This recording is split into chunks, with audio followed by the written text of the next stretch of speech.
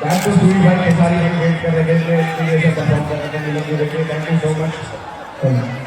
दो सुई भाई अभी प्रोग्राम शुरू करेंगे बहुत बड़ा और यही हो तो कहीं जाना बड़ा पहली बार घर आए हो अपने तो इसको धमाका करके जाएंगे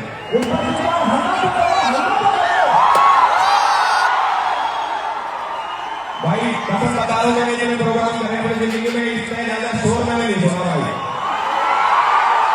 ये 11 बजे वाले फिर से छुट्टी आई है बिहार। तो भाई लोग गजब हो गया। खेसारी लाल यादव और एल्विस यादव पटना में आते हैं कल रात सगुना में,